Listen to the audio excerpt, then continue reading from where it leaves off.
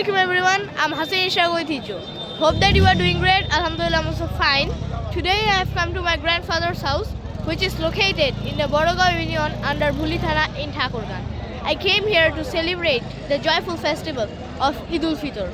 We have just finished our Eid prayer. As you can see, many people are now going back home, saying Eid Mubarak, hugging and greeting with each other. It's a beautiful and peaceful moment. Usually after the Eid prayer, the Imam delivers the khutbah.